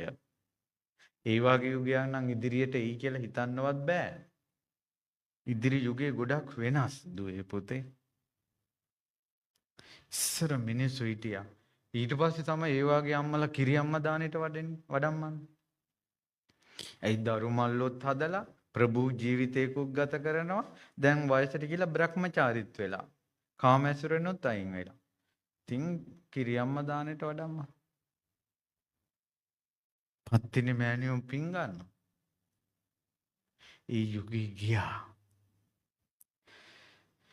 ඔයා hina වෙවි ඇහුවට මෙතන ඉන්න දූලත් ගිජ්ජු වුණොත් මිනිස්සයාට ඒ මත්තේම කවුද ඔයාට කතා කළේ? කවුද මිස් කෝල් ගහුවේ? ඔතනින් තමයි පටන් ගන්න. සැකේ. කවුද ඔයා වැඩිපුර කාත් එක්කද ඔය කතා කරන්නේ? සැකේ. පවුලට හෙන්න ගැහුවා වගේ ඔය සැකයක් ආවොත් එහෙම සැක හුනියමක් කළා වගේ සැකාවොත් සැකේ කියන්නේ හුනියමක්. ඒක පූල් වලින් කපන්නත් බෑ. පොල් ගහලා අයින් කරන්නත් බෑ. යන්ත්‍ර දාලා ආරක්ෂා කරන්නත් බෑ. සැකේ කියන එක આવොත්. ඔයාට තියෙනවා නම් එහෙම සැකයක් එක්ක දැන් බෙහෙත් ටිකක් හරි බොන්න. මට මේක මානසික ලෙඩක් කියලා බෙහෙත් හරි බොන්න. දුරු කරගන්න. මේක හොඳ නෑ කියන සංඥාව හිතට දුන්නා නම් මේක මගේ ජීවිතය අවුල් කරાવી කියලා සංඥාව ඇතුළට දුන්නා නම් ඔයාට ඕකේ නිදහස් වෙන්න පුළුවන්. ඔයා හිතන්නේ ඔයා ආදරේ වැඩි නිසායි මෙච්චර හොයන්නේ කියලා. එහෙම නෙවෙයි ඔයාගේ ජීවිතයේ ගිනි ගන්න ගිනි පුපුර හටගෙන. මිනිසුන්ට නිදහස දෙන්න දුවේ. පුතාලත් එහෙමයි නිදහස. නිදහස. මෙහෙම මිරිකල කෙනෙක් අල්ලගන්න එපා. ඒක අකුසලයක්. අවිජ්ජා කියන්නේ දැඩි ලෝභය. අනුන්ගේ දේවල් වලට පවා ලෝභයි. තමන්ගේ නෝනත් එක්ක යනවා වෙන නෝනලාට ආසයි. අවිජ්ජා. තුට හිතන්න ඕන අනේ මට නෝන කෙනෙක් ඉන්නවා. මට දරුවෝ ඉන්නවා. පුළුවන් විදිහට ජීවත් වෙන්න ඕන. ඊළඟට ව්‍යාපාද. ව්‍යාපාද කියලා කියන්නේ බුදුරජාණන් වහන්සේ දේශනා කළ කුමක්ද මහණෙනි ව්‍යාපාදේ කියන්නේ? ඉමේ සත්තා මේ සත්වයෝ නස්සන්තිවා නැසේවා වෙනසේවා මුන්ට හොඳක් වෙන්න එපා කියලා හැම වෙලාවම අනිත් අයට හිංසා වෙන විදිහ සිටිවිලි එනවා. ඒක ව්‍යාපාදේ. ඔයාලා ව්‍යාපාදේ කියන අකුසලයේ ඔයාලගේ ජීවිතේ පව් පුරව ගන්න හැටි කියන්නම්. නිවුස් බලලා Facebook ගිහිල්ලා YouTube ගිහිල්ලා ඔය ප්‍රවෘත්ති බලලා කවුරු හරි මාරපු එකක් ස්ත්‍රී දූෂණයක් මොකක් හරි අපචාරයක් ඔය මොකක් හරිද මොන්ට මිනිසුන්ට පේන්න දඬුවම් දෙන්න ඕන. ඉල්ලන්න ඕන. අර ප්‍රවෘත්තියක් ගානේ ඉල්ලන්න ඕන දඬුවම් දෙන්න ඕන නසන්න ඕන උන් වෙඩි තියලා මරන්න ඕන කිය හැම වෙලාවෙම දඬුවමක් ඔළුවෙන් කතා කරනවා. තුර නිවුස් 10ක් ඇහුවොත් එහෙම 10 වතාවක් ව්‍යාපාද සිතුවිලි හිතලා. නිකමට කල්පනා කරන්නකෝ. 10 වතාවක් ව්‍යාපාද සිතුවිලි හිතලා. තරහ. අපේ බුදුරජාණන් වහන්සේගේ ශාසනයේ භික්ෂුවක් උල තිබ්බා. ඊට පස්සේ බුදුරජාණන් වහන්සේ භික්ෂුව ළඟට ගියා. බුදුරජාණන් වහන්සේ උල උඩ ඉද්දින් කර්ම විපාක විස්තර කළා. කර්ම දෙකක් කියුවා. භික්ෂුව කර්ම දෙකක් මොහොනා කියුවා. එකක් තමයි ඔයා ගොපළු දරුවෙක් වෙලා ඉද්දින් ඇඟේ වහපු මැස්සෙක් අල්ලගෙන කෝටුවකින් ඇන්න කෙවුවා. දවසක් තව ජීවිතයක අම්මත් එක්ක රණ්ඩු වෙනකොට අම්මට කිව්වා උඹ උල තියනවා කියලා. අන්නේ වචනේ අම්මට කියපු වචනේ දෙක මොහොනා කිව්වා. අපි අම්මට යම් වචනයක් කිව්වොත් ඒක ඔයාගේ දෛවයේ බවට පත් වෙනවා. තාත්තට යම් වචනයක් කිව්වොත් ඒක දෛවයේ බවට පත් වෙනවා. ඒකයි පරිස්සම් වෙන්න කියන්නේ. අම්මා තාත්තා විශේෂයි කියන්නේ ඒකනේ. හරි. එතකොට ව්‍යාපාද කියන්නේ තරහ. ඔන්න මේ දවස්වල දකිනවා ආමඳුරුන්ගේ එක එක විකඩම්. නිවුස් වලට Facebook වල පෝස්ටර් දකිනවා. ඕන්නේ ආමඳුරවරු. සංඝ සරණයක් නැහැ දැන්. හිතෙනවා කොල්ලන්න. උන්නාන්සෙල්ලා සිවුර ගලවලා පන්නන්න ඕන. ශාසනයේ කකා ඉන්නවට වැඩිය මුන් සිවුරු ගලවලා පන්නන්න ඕන කියලා දැන් හිතන මේ හිතලා පෝස්ටරයක් බලාගෙන හිතනවා. යඟලුවන්ට කියනවා. පොඩි කමෙන්ට් එකක් දානවා. දුවේ පුතේ. ඔයාලට ඕන වාහනයක එනවා. ඔය හාමුදුරු රජ සැප විඳිනවා. හරි. හාමුදුරු විඳින්නේ රජ සැප නම් ඔයා එක දවසක් මහාන වෙලා විඳින්නකෝ ඒ රජ සැප. ඔයාට බෑ. හාමුදුරන්ට අනුන්ගෙන් කාලා තෙල. ඔයා එක දවසක් කාලා තෙල් හදාගන්නකො. තෙල් හදාගන්නකො. විනාඩි 5ක් විනාඩියක් සිවුරක් දාගෙන ඉන්න කුසලයක් නැහැ Tamanda. පිනකුත් නැහැ. එහෙව් තමන් පන්සිලුත් රකින්නේ නැහැ. හාමුදුරු නමගේ සිවුර ගලවන්න කල්පනා. ඔයා කොහොමද රාගෙන් නිදහස් වෙන්නේ? කොහොමද ද්වේෂයෙන් නිදහස් වෙන්නේ? කොහොමද මෝහයෙන් නිදහස් වෙන්නේ? මම මේ කියන්නේ මේකයි. උන්නාන්සේලා යමක් කරනවා නම් උන්නාන්සේලා පොඩි බැඳගෙන යයි. ඔයා යමක් කරනවා නම් ඔයා ඒක පොඩි බැඳගෙන යයි. ඔයා ශාසනය සුද්ධ කරනවා කියලා ඔයා හිතුවට ඔයාගේ සිතිවිලි අයිති වෙන්නේ ව්‍යාපාදයට. ව්‍යාපාදය කියන්නේ මානසික අකුසලය. මානසික අකුසලය. ව්‍යාපාදය කියන්නේ. ඒ නිසා ඔය එක එක හාමුදුරන්ගේ ඔය වඩත්තල වැඩ ඉදිරියේ හොඳම වචනේ තමයි එයාලා කරන දේ එයාලා අරන් යයි. අපි කරන දේ අපි අරන් යයි. කොච්චර සිල්වන්ත හාමුදුරුවෝ ඉන්නවද? කොච්චර විරාගය පුරුදු කරන හාමුදුරුවෝ ඉන්නවද? මගේ ජීවිතේ මට මොන ගහිලා තියෙනවා? ගිහි ජීවිතේවත්, gedara ඉන්න කාලේවත් කාමයේ කියන අත්දැකීම් නැති බ්‍රහ්මචාරී. පැවිදි වෙලත් බ්‍රහ්මචාරී.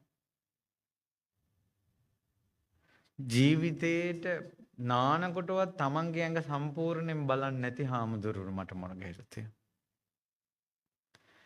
මහාන වෙලා උපසම්පදා වෙලා ගොඩක් කාලයක් ගිහිල්ලා අද වෙන්නක්වත් පැවිදි වෙලා අද දක්වා කණ්ණාඩියකින් මූණ බලපු නැති හාමුදුරුවෝ මට මොන කියලා තියෙනවා.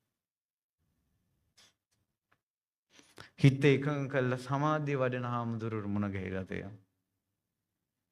බණ පොත් නිතර කියවන හාමුදුරුවෝ මොන ගහලා තියෙනවා. භාග්‍යතුන් වහන්සේ පනවපු ප්‍රාතිමෝක්ෂයට මුල් වන ප්‍රධාන සිල්පද උපසම්පදා වෙලා අවුරුදු 10 15 20 යනකල් ප්‍රධාන සිල්පද එකක්වත් කඩපු නැති හාමුදුරුවෝ මොන ගහලා තියෙනවා. ඒ නිසා සංඝයාට ගරහන්න එපා. මේ බුද්ධ ශාසනයට සාගරේ වගේ කියවනේ. සාගරේ කුණු රඳින්නේ නැහැ. මල කුණක් මෝදට වැටෙනවා ගහලා දාන. ඔය යන්නේ කුණු ගහගෙන යනවා ඔය. එතකොට හිතන්න බුදුරජාන් වහන්සේ වදාලා මේ බුද්ධ ශාසනයේ සාගරේ වගේ කියලා කුණු රඳින්නේ නැහැ කියලා ඕන්න තව කුණු ටිකක් සුද්ධ වෙනවා. එච්චරයි. කාගේවත් සිවුරු ගලවන්න අපි හිතුවේ නැහැ. ඒ කියන්නේ තවත් කෙනෙක්ගේ සිවුරක් ගලවන්න අපිටවත් බෑ. හාමුදුරුවෝ නමකටවත් බෑ. මේ බුද්ධ ශාසනයේ ප්‍රධානම බරපතලම සිල්පද වලට කියනවා පරාජිකා කියලා. ඒවා 4ක් තියෙනවා. එකක් තමයි කාන්තාවක් සමග කාමයේදීම නැත්නම් කාමයසොර. ඊළඟට සොරකම, මනුස්ස ඝාතනය. ඊළඟට මාර්ගඵල නොලබා රහත් නොවි තමන් රහත් වුණා කියලා කියන එක. ඒවට කියනවා සිව් පරාජිකා කියලා. මේ පරාජිකාවට පත් වුණ කෙනෙක් උනත් සිවුරු අරවන්න එයා පිළිගන්න ඕන කියනවා. එයා පිළිගන්න ඕන මගේ අතින් මේ වැරද්ද වුණා කියලා. එතකොට එයාගේ සිවුර අයින් කරා. ඉලීසි නෑ මේක. තමන් ගිහියෙක් විදිහට ඉඳගෙන ඒ නිසා ওই තරුණ කොල්ලන්ට එනවා ආවේ ගැම්මක් එනවා බුද්ධ ශාසනයට කැමති අය ඉන්නවා. ඒකට අර ගැම්මක් වගේ එකක් ඇවිල්ලා එකපාරම කියවෙනවා. හොඳ නැහැ. තරහ කියන එක කාට ඇති වුණත් හොඳ නැහැ. ව්‍යාපාද. ඊළඟට දුවේ පුතේ ඊළඟට මානසික වෙන අකුසලේ තමයි. මානසික අකුසල තුනන්නේ දැඩි ලෝභය, ව්‍යාපාදේ, මිත්‍යා දෘෂ්ටිය. මිත්‍යා දෘෂ්ටි කියන්නේ දන් දීමේ විපාක නැහැ. නත්ති දින්නම්. ඔය දීලා වැඩක් නැහැ. දන් දීමේ විපාක නැහැ කියලා යාගේ අදහස. නත්ති ඉට්ටං පුද පූජාවල් කරන එකේ විකාර චෛත්‍ය වලට මල් පූජා කරනවා, පැන් පූජා කරනවා, පළතුරු පූජා කරනවා, කංචුක බඳිනවා, විකාර වැඩ. පූජාවල් කිරීමේ විපාක නැහැ කියලා හිතන එක මිත්‍යා දෘෂ්ටියයි. නත්ති හුතං. හුතං කියන්නේ සේවා කිරීමේ විපාක නැහැ. ගුරුරෙක් විදිහට අවංකව සේවය කරනවා ගන්න පඩියට. එයා හැම වෙලාවෙම කල්පනා කරනවා මං ගන්න පඩියට මං හරියට වැඩ කරන්න ඕන. ඒක එයාගේ සම්මා දිට්ඨිය. ළමෙක් විදිහට ශිෂ්‍ය භූමිකාවේ හරියට වගකීම ගන්න ඕන. ඊළඟට දැන් අපි කියමුකෝ බෞද්ධ සංගමේ. කවුරු හරි කියයි බෞද්ධ සංගමේ ලේකම් සභාපති භාණ්ඩාගාරික ඉන්නවා කියලා. මෙතන ඉන්න ළමයිම කියන්න පුළුවන් උඹලා ඔය නිකන් සංවිධාන හදා උඹලට ඕකෙන් මොනවද හම්බ වෙන්නේ? ඇත්තටම හම්බ වෙන එකක් නැහැ. නමුත් සංවිධානයක් විදිහට එකතු වෙලා මිනිසුන්ට සේවය කරන එකේ විපාක තියෙනවා. පුණ්‍ය විපාක තියෙනවා. අද ඒ සංගමෙන් රැස් කරගත්ත පුණ්‍ය විපාකයන්නේ මේක බෞද්ධ සංගමෙන් මේ මෙතන ඉන්න එක කොල්ලෙක් හරි එක කෙල්ලෙක් හරි අනිවාර්යෙන් මේ බණපද හිතට යනවා සුවරමට. සමහර අයගේ පිරිහිම තියෙන්නේ ඇහෙන්නේ නැති තාක්. අස්සවනස්ස ධම්මස්ස පරිහායන්ති. එයාලට එක තේරු නොවන තාක්කල් පිස්සු කෙලකල ඉන්නවා. යම් දවසක තේරුණාද එයා හැදෙනවා. ඒ හැදෙන ළමයි මෙතනත් ඉන්නවා. ඉතින් ඒ වගේ කෙනෙකුගේ ජීවිතේ පරිණාමයටපත් වෙන්න අද මේ බෞද්ධ සංගමෙන් යමක් කළානේ. ඒක මේකට මුල් වෙච්ච ළමයිට විපාක නැද්ද? සේවාවත් පිළිවෙත් කිරීමේ විපාක තියෙනවා. ඊට පස්සේ ඊළඟ තමයි නත්ති සුකට දුක්කටානම් කම්මානම් පලං විපාකෝ. එයා හිතෙනවා හොඳ නරක කර්ම විපාක නෑ විකාර බං. ඔය පිම්පව් ගැන හිතා ඉඳලා හිටියොත් අපිට ජීවත් වෙන්න වෙන්නේ නැහැ. අන්න ඒ වචනේ එන්නේ මිත්‍යා දෘෂ්ටියත් එක්ක. නත්ති මාතා නත්ති පිතා. අම්මා තාත්තා විශේෂ නැහැ කියලා යාට හිතෙනවා. අම්මා තාත්තා කියන්නේ ලෝකේ ඉන්න තවත් ගැහැණියක්. තවත් පිරිමියෙක් කියලා විතරයි හැංගීම. අම්මා තාත්තා ගැන විශේෂය යාගේ හිතේ නැහැ. ඒ නිසායි වෙන යාළුවන්ට අනිත් අයට බයින විදියටම අම්මටත් බයිනවා. අනිත් අය රිද්දන විදියට ඒ දෙන්නත් රිද්දනවා. මතක තියාගන්න දුවේ පුතේ. නිරේ ඉඳලා මෙතන ඉපදිච්ච අය ඉන්නවා. අවුරුදු කෝටි ගාණක් නිරේ ගින්දරින් තැම්බි ලෝදි හැලියේ තැම්බි හිටපු ඔබ අවුරුදු කෝටි ගාණක් යමපල්ල උල් වලින් ඇන හිටපු ඔබ බඩට ආවට පස්සේ ඒ අම්මා ඒ දරු ගැබ නසන්න නැතුව රැක්කා. ඒ දරුවා ඉපදෙනකොට මහා දුකක් විඳගෙන දරුවා වැදුවා. ඒ දරුවා වදනකොට ගිනි වලින් ජීවිතේ වෙලාගත් ආත්ම භාවයේ පැනල් රෙද්දකින් වඩා ගන්න අම්මා. මෙච්චර කාලයක් ලෝදිය පෝපු කටට ගිනි ගුලි ගිලපු කටට කිරි ටිකක් පොවන්නේ අම්මා. උඹලට දුවේ පුතේ ඔකේ ණයෙන් ගෙවන් ඉවර කරන්න පුළුවන්ද ණය? ඔය එදා ඉඳලා අද දක්වා යම් අවස්ථාවක ලෙඩ වෙච්ච වෙලාවක අම්මා බෙහෙත් ගත්තේ නැත්නම් අරන් දුන්නේ නැත්නම් අපිට මැරෙන්න අවස්ථා කීයක් තිබ්බද? මැරෙන්න අවස්ථා කීයක් තිබ්බද? මතකද අර බස් එක පෙරළුණ වෙලාවේ දරුවා පපුවේ තුරුල් කරගෙන මුළු ඇඟම බස් එකට හිර වෙලා දරුවා බේරගනින් කියලා අඬපු අම්මලා ඒ වගේ. තිරිසන් ලෝකෙත් වතුරට ගහගෙන යන බලු පැටියාව ඒ වතුරට පැනලා අම්මා බලු මේ බැල්ලිය ගිහිල්ලා කටින් ඇදගෙන එනවා. තිරිසන් සත්තුන්ට දරු දුක කියන එක තියෙනවා. ඒ අම්මා කවදාවත් මොන්ට හානියක් වෙනවට දරුවෝ හැඳි ගෑවිලා යනවට දෙමව්පියෝ කැමති නෑ. දරුවෝට හොඳක් වේවා කියලාමයි අම්මලා කියන්නේ. ඔයාලා කොච්චර බැන්නත් ඊළඟ මොහොතේ බත් ටික බෙදලා ළඟට ගෙනත් දෙනවනේ. තේ වතුරක පෙරලා ළඟට ගෙනත් දෙනවනේ. රෙදි ටික හොදලා දෙනවනේ. ওই මිනිස්සු පව්. හැබැයි ඔයාලගේ යාළුවෝ අතර ඔයාලට වචනයක් කිව්වොත් ඔයාලා ඒ වෙලාවෙම හිතන ඕකිත් එක්ක ආයෙ කතා කරන්නේ නැහැ මම. කියලා ඔයා ප්‍රතික්ෂේප කරන ඔයාගේ එකපාරක් හිත රිදිලා. ඔයා නිසා දහස් වතාවක් හිත රිදිලා අම්මා තවම උයලා දෙනවා ඔයාට. රෙදි හොදනවා. අම්මලා විශේෂයි. තාත්තලා විශේෂයි. ඔයාලා අතරම ඉන්න නුරුස්සන චරිත ධාතු ගැලපෙන්නේ නැහැ. එතකොට ඔයාලා ටික ටික එයාව මට හරියන්නේ නැහැ කියලා අයින් කරනවා. ඔයාලා ගෙදර දරුවෝ 3 දෙනෙක් නම් 4 දෙනෙක් නම් චරිත 3ක් 4ක්. ඔය හතරටම සමහරට අයියට මල්ලි කතා කරන්නේ මන් දන්න පුතෙක් හිටිය නංගිට අවුරුදු 18යි කොල්ලට අවුරුදු 20යි. අද වෙන්නක් නංගි කියලා කටින් කියලා නැහැ. රුස්සන්නේ. සහෝදරයෙකුට සහෝදරියෙක් රුස්සන්නේ නැති වුණාට අම්මා ওই දරුවෝ ඔක්කොටම එකම අම්මා. එකම අම්මා. අම්මලා තාත්තලා ඔක්කොටම එක වගේ. මෙත්තා, කරුණා, මුදිතා, උපේක්ඛා. ලස්සන කෙල්ලෙක් ඉන්නවා කියන්නකෝ. ලස්සන ගෑනු ළමෙක් ඉන්නවා. ඒ ගෑනු ළමයා තාත්තට පුළුවන් ආදරෙන් එයාව තුරුල් කරගෙන මූණ ඉඹිඹ මගේ මැනික කියලා ඒ ලස්සන ගෑනු ළමයා තුරුල් කරගෙන රාගයක් නැති හිතෙන් දුවව ස්පර්ශ කරන්න තාත්තා කෙනෙකුට පුළුවන්. ඒ ප්‍රාතිහාර්ය වෙන පිරිමියෙකුට කරන්න බෑ. ඒක අම්මා ඒක තාත්තලාගේ ප්‍රාතිහාර්ය. ලස්සන කඩවසන් කොල්ලෙක් ඉන්නවා පුතා. ඒ අම්මට පුළුවන් සමහරට සෝට ගහගෙන කොල්ලා ඉන්නේ. අම්මා ආදරෙට කොල්ලව බදා ගන්නවා. මගේ කොල්ලා කියලා මූණ ඉඹ ඉඹ ඉන්නවා. නමුත් ඒ අම්මට පුළුවන් ඒ පුතාව තුරුල් කරගෙන ඉන්න රාගයක් නැතුව. උට රාගයක් නැතුව පිරිමියෙක් ස්පර්ශ ඒ විදියට ස්පර්ශ කරන්න ප්‍රාතිහාර්ය අම්මා කෙනෙකුට විතරයි කරන්න පුළුවන්. ඒ අම්මලාගේ විශේෂයි. මේ අවුරුදු 20 25 නැඩ කොල්ලෝ තවම අම්මලාර යට ඇඳුම් පව හොදනවා. උන්දලා ටික කැත නැහැ. අපිට අහනකොටත් කැතයි වගේ. අම්මලා විශේෂයි, තාත්තලා විශේෂයි.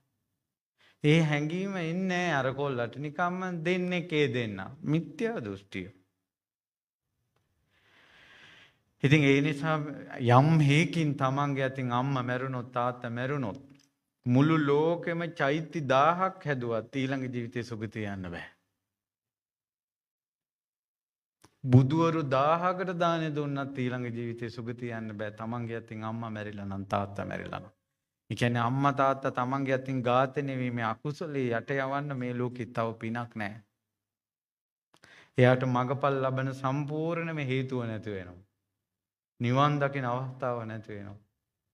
ඉදිරියට එයිදුවේ පුතේ කාලයක් අම්මලව වේදනාව විඳිනකොට දැන් පිටරට තියෙන ඔයාලා දන්නවා කෙනෙක් වේදනාවෙන් ඉන්නකොට වේදනාව නැතුව එක ඉන්ජෙක්ෂන් එකකින් මැරිලා යන විදිහට ඉන්ජෙක්ෂන් ගහන්න පුළුවන්. පිටරට අය ගහනවා. ආදරයට කරන්නේ අපේ අම්මා වේදනාව විඳින්න එපා කියලා. නමුත් තමන්ගේ ක්‍රියාවෙන් උයි අර ප්‍රාණඝාතය වුණේ.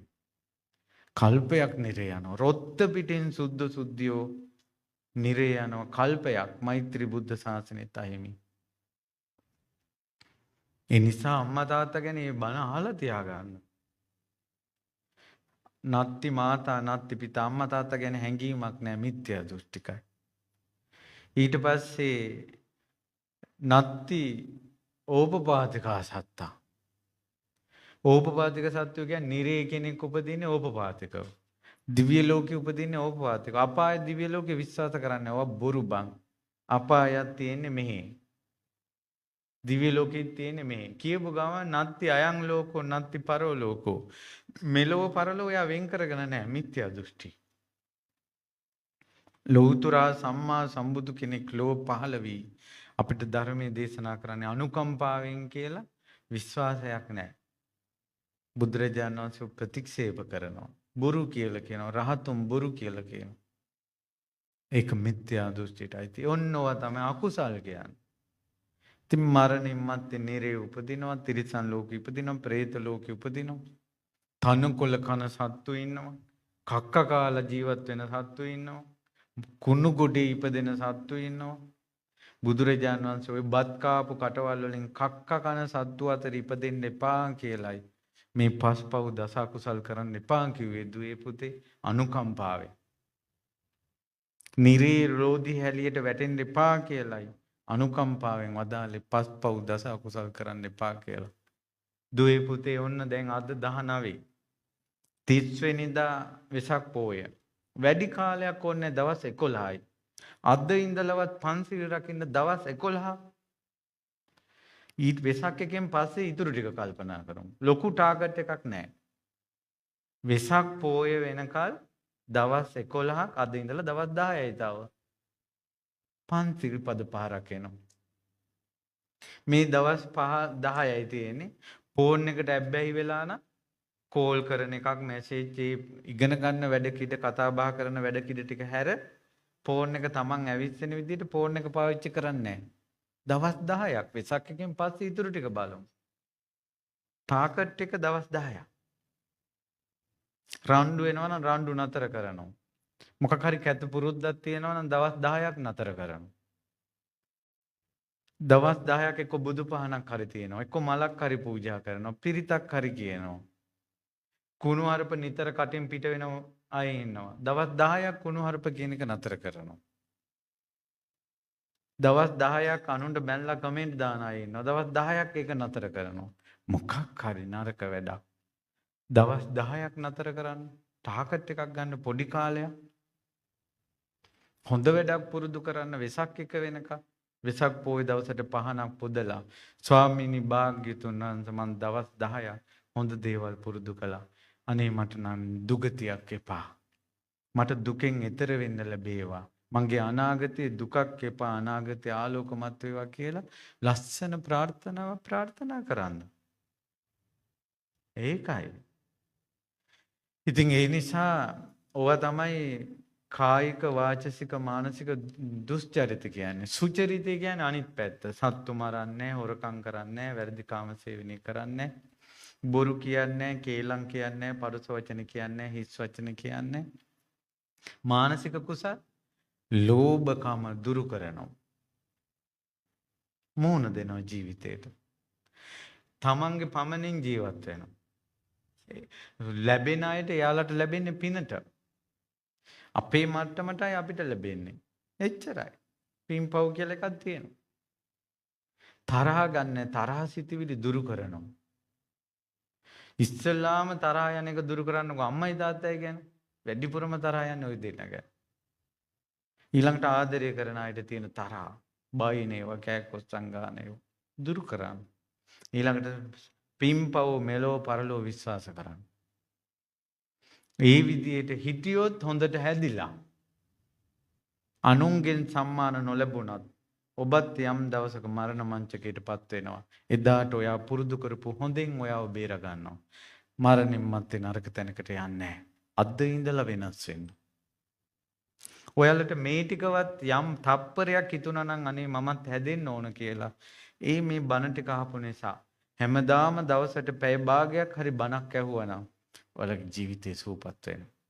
හොඳට ඉගෙන ගන්න ඒ වැඩ ටික හොඳට කරන්න ඔයාලගේ අනාගතේ ශක්තිමත් කරන ඔයාලගේ ටාගට් එකට යන පාර හොඳට හදාගන්න පන්සිල් කඩන්න නැතුව. ඔයා යන පාර හොඳට හදාගන්න ටාගට් එකට යන්න. හැබැයි බණ ටිකක් අහන්න. TikTok එකෙන්වත් කමන්නේ. දැන් ඉතින් ජෙනරේෂන් එක වෙනස්. TikTok එකෙන්වත් කමන්නේ බණ පදයක් අහන්න. ෂෝට් බණක් හරි කමන්නේ අහන්න. දවසට අනිවාර්යෙන් අද ඉඳලා දවස් 10ක් පුරුදු වෙන්නකෝ. දවසට පොඩි බණක් අහන්න. හැබැයි විහිළු තාලු hina යන විහිළු තාලු කතා නෙවෙයි. ඔයාගේ හිත සනීප වෙන. ඔයාගේ හිත නිවිල යන බණ. ඒකට ඔයාලට හොඳ කල්යාණ මිත්‍රයෝ මුණ ගැහෙනවා. ඔයාගේ ජීවිතය සුවපත් වෙනවා. ඔයාගේ ජීවිතේ ප්‍රශ්න වලට උත්තර හම්බ වෙනවා බුදුරජාණන් වහන්සේගේ. ඒකයි. ඉතින් ඒ නිසා ඒ විදිහේ හිතට ගන්න. ඉතින් මේ මෙතෙක් වෙලා මේ ධර්මානුශාසනාව කළේ ඔයාලගේ ඉරණම ගැන කිව්වා මම. ඔයාලට මූණ දෙන්න වෙනවා ප්‍රිය විප්පයෝගයට අප්‍රිය සංපයෝගයට. ඔයාලට මූණ දෙන්න වෙනවා අටලෝ දහමට. අන්නේ ජීවිතේට ඔයා මූණ දෙද්දී ඔයා අතින් පන්සිල් කැඩෙන්නේ නැතුව පන්සිල් රැක ගන්න. දස අකුසල් කෙරෙන්න දෙන්න එපා. ධර්මය අහන්න. ඒවට මූණ දෙන ශක්තිය ධර්මයෙන් අවවාද ගන්න. එතකොට ඔයාට ජීවිතේට මුණ දෙන්න පුළුවන්. මොකද මේ ජීවිතේ ඔයා ඉගෙන ගන්න ජීවිතේට මුණ දෙන සබ්ජෙක්ට් එකක් නෙවෙයි. රස්සාවක් කරන සබ්ජෙක්ට් එකක්. ඔයා ඉගෙන ගන්න රස්සාවක් කරන දේවල්. ඒක ඔයාට ලැබෙයි. ඔයාට රස්සාවක් ලැබෙයි, ආර්ථිකය ලැබෙයි. නමුත් අටලෝ දහමට මුහුණ දෙන්නයි ඔයාට තියෙන්නේ. ඒක සල්ලි වලින්ම කරන්න බෑ. ඒක දහමකින් තමයි මුහුණ දෙන්නේ. නිසා මම හිතනවා ඔයාලට ඒක තේරෙන්නේ නැති කියලා. ඔයාලා නෝගත් අය නෙවෙයි උගත් අය. ඔයාලා උගත්තු. ඒ නිසා මම කියපු බණ තේරෙනවා කියලා හිතෙනවා. ඉතින් ඒ නිසා ධර්මය අහන්න අද ඉඳලා වෙසක් එක වෙනකල්වත් හොඳ වැඩ පුරුදු කරන්න.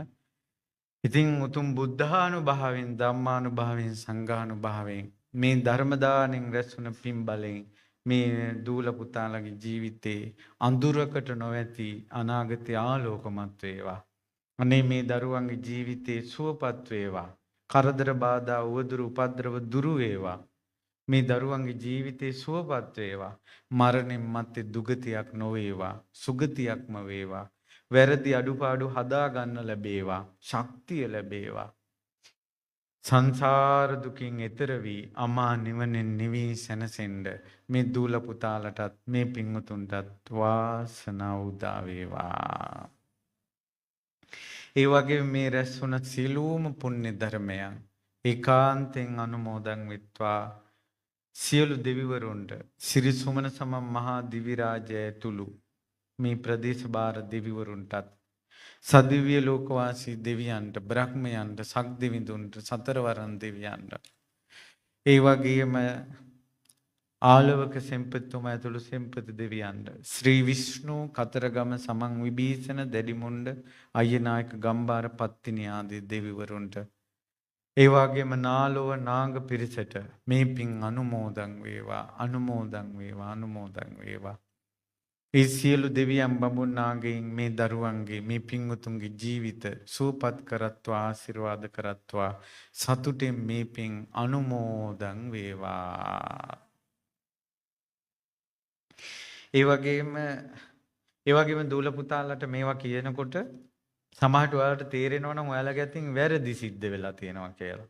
ඒකට තෙරුවන් කමා කරගන්න. දැනුත් ඒක කරන්න ඕන මම කරවන්නම්. චෛත්‍යයක් ළඟ බෝධියක් ළඟ නිතර නිතර තෙරුවන් කමා කරගන්න. තුනුරුවන්ගෙන් දෙමව්පියන්ගෙන් සමාව ගන්න වෙච්ච වැරදි වලට. එතකොට ඔයාලගේ ජීවිතේ හරියනවා. ඔයාලට වරදින්නේ නැහැ.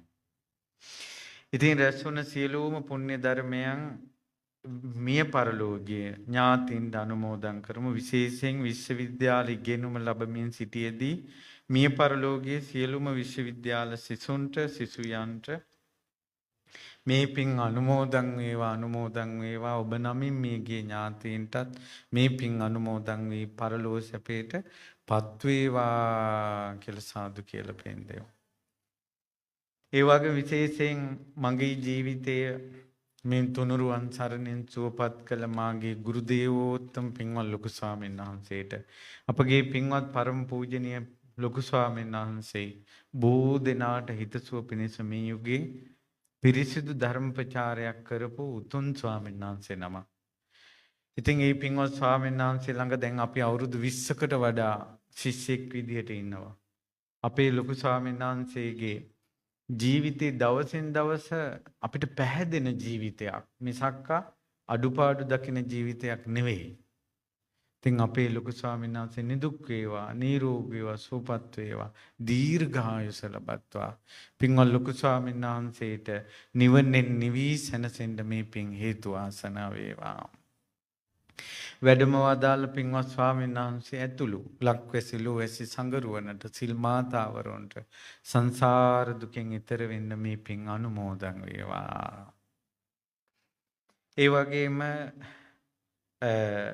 අද දින මේ විශ්වවිද්‍යාලයේ මේ කටයුතු මේ පින්කමට ආශිර්වාද කළ අවස්ථාව සලසා දුන් විශ්වවිද්‍යාලයේ ඒ අධ්‍යයන අනධ්‍යයන කාර්ය මණ්ඩලී සියලු දෙනාට සේවය කරන සියලුම ආචාර්ය මණ්ඩලී ගුරු මෑණිවරු පියවරු සියලු දෙනාට ඒ වගේම කුලපතිතුමාද මෙහි බාර වෙන්නේ තුමාද තුමියද විශ්වවිද්‍යාල කුලපතිතුමා ඇතුළු ඒ කාර්ය මණ්ඩලයේ සියලුම දෙනාට ඒ වගේම අධ්‍යාපනය ලබන දරුවන් සියලු දෙනාට සහයෝගය දැක් වූ සියලු දෙනාට මේ පින් අනුමෝදන් කරනවා. ඉතින් මේ පැය දෙකකට ආසන්න කාලයක් මේ දූල පුතාලා මේ පින්වතුන් සාවධානව ධර්මයේ ඇසුවා. දුවේ පුතේ ඔයාලා අවාසනාවන්ත නෑ වාසනාවන්තයි. කෙනෙක්ගේ වාසනාව පෙනෙන එක අවස්ථාවක් තමයි කිව්වා ධර්මයේ දේශනා කරනකොට හොඳින් සමන් දෙන එක.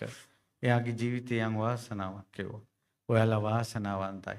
අඩුපාඩු ඇති, වැරදි ඇති. ওই වයසත් එක්ක හිත ලෝල ඇති. නමුත් හැදෙන්න පින්පව් විශ්වාස කරන්න. බණපද අහන්න ජීවිතේ සූපත් කරගන්න. ඔබ අප කාටත් මේ දුක්ඛිත සංසාරයෙන් එතර වෙන්න වාසනාව ලැබේවා. දැන් අවසාන මොහොතේ තිරුවන් කමා කරගමු. අද දක්වා බුදුරජාණන් වහන්සේට වැරද්දක් වෙලා තියෙනවා නම් සිතින් කයෙන් වචනෙන් ධර්මයට රහතන් වහන්සේලාට සංඝ රත්නයට ඒ වගේම ගුරුවරයෙකුට අම්මට තාත්තට සෑයකට බෝධියකට ප්‍රතිමාවකට සිල්වතුන්ට ගුණවතුන්ට වරදක් වෙලා තියෙනවා නම් සමාව ලැබේවා කියන අවංක අදහසින් කියන්න මේ විදිහට සාදු සාදු සාදු. අනන්ත සසර පටන් මේ මොහොත දක්වා මාගේ සිත කය වචන යන තිදොරින් බුදුරජාණන් වහන්සේලා හට පසේ බුදුරජාණන් වහන්සේලා හට උතුම් ශ්‍රී සද්ධර්මයට මහරහතන් වහන්සේලාට අෂ්ටාර්ය පුද්ගල මහා සංඝරත්නයට උතුම් ගුරුවරුන්ට ආදරණීය දෙමව්පියන්ට සෑරජාණන් වහන්සේලා හට බෝරජාණන් වහන්සේලා හට ප්‍රතිමා වහන්සේලා හට සිල්වතුන් ගුණවතුන් හට දැනුවත්ව හෝ නොදැනුවත්ව හෝ යම් වරදක් සිදු වී ඇතනම් බුද්ධ රත්නයෙන් මට සමාව ලැබේවා. ධර්ම රත්නයෙන් මට සමාව ලැබේවා. සංඝ රත්නයෙන් මට සමාව ලැබේවා. දෙවනුවද සමාව ලැබේවා. තුන්වෙනුවද සමාව ලැබේවා. කියමු කායේන වාචා චිත්තේන පමාදේන මයා කතං අච්චයං කමමේ බන්තේ භූරි පඤ්ඤ තථාගත කායේන වාචා චිත්තේන පමාදේන මයා කතං අච්චයං කමමේ ධම්ම සම්දිට්ඨික අකාලික කායේන වාචා චිත්තේන පමාදේන අච්චයං කමමේ සංඝ සුපටිපන්න අනුත්තර සාදු සාදු සා. ඉතින් මේ අවස්ථාව උදා කරන්න කටයුතු කරපු බෞද්ධ සංගමේ සියලුම දරුවන්ට මේ පින් අනුමෝදන් වේවා. ඔයාලා සියලු දෙනාට බුද්ධානුභාවයෙන් ධම්මානුභාවයෙන් සංඝානුභාවයෙන් සිත් වේවා කියලා ආශිර්වාද කරනවා. අභිවාදන සීලිස නිච්ඡං වද්ධාපචායිනෝ චත්තාරෝ ධම්මා වඩ්ඩಂತಿ ආයුවන්නෝ සුඛං බලං ආයුරාෝග්‍ය සම්පatti සග්ග සම්පatti මේවච අතෝ නිබ්බාන සම්පatti ඉමිනාති සමිච්ඡතු සුවපත් වේවා සුවපත් වේවා සංසාර දුකින් අත් මිදේවා. තිරුවන් සරණයි. නමෝ බුද්ධාය.